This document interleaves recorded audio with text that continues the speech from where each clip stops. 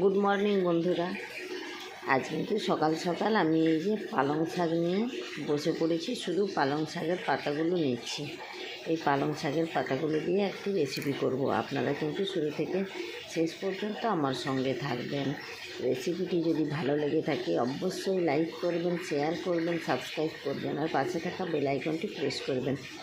আমি এই পালং শাকের পাতাগুলো কিন্তু খুব ছোট ছোট করে কেটে নিচ্ছি। পালং শাকের পাতাগুলো এইভাবে খুব ছোট ছোট করে আমি কেটে নিয়েছি। এবার ভালো করে ধুয়ে নিচ্ছি।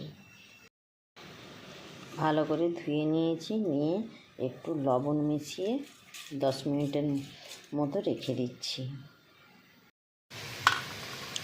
পালং শাকটা কিন্তু অনেকক্ষণ হয়ে গেল লবণ মেখে রেখেছিলাম। এই যে জল বেরিয়ে গেছে। আর নিয়েছি 2 কৌটা আটা আর 2 কৌটা ময়দা। আর এখানে নিয়েছি হাফ চামচ রসুন কুচানো, আদা কুচানো, কাঁচা লঙ্কা কুচানো, পেঁয়াজ কুচানো, কসুরি মেথি, লবণ আন্দাজ মতো, কালো জিরে 1 চিমটে নিয়েছি। আমি কিন্তু সব এখানে দিয়ে দিলাম। লঙ্কাটা পড়ে গেল।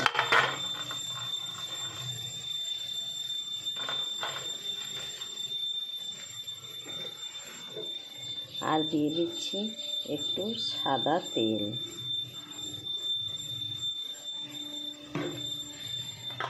এবারে লবণ থেকে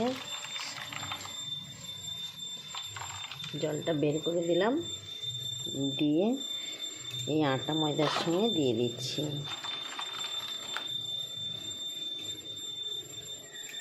এবারে আমি একটু একটু জল দিয়ে মেখে নিচ্ছি।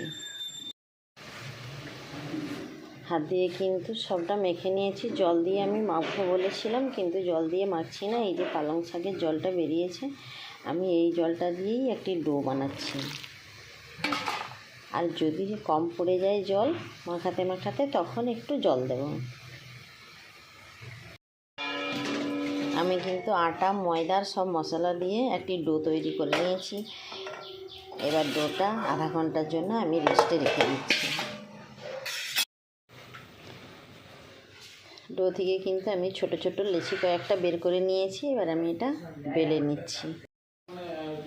এভাবে কিন্তু আমি একটা পরোটা বেলে নিয়েছি। এদিকে গ্যাসে একটা কড়াই বসিয়ে দিয়েছি। শুকনো কড়াই কিন্তু পরোটাটা দিয়ে দিলাম। অবশ্যই কড়াইটা গরম হওয়া চাই। এভাবে কিন্তু পরোটা ভাজা হয়ে গেছে, আমি নামিয়ে নিচ্ছি।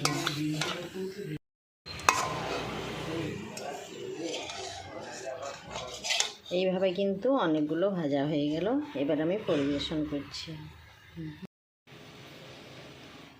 পালং শাকের পরোটা আর আলুর দম আমি একটি পাত্রে নিয়ে নিয়েছি। এবার পরিবেশন করছি। আজকের মতো তাহলে টাটা।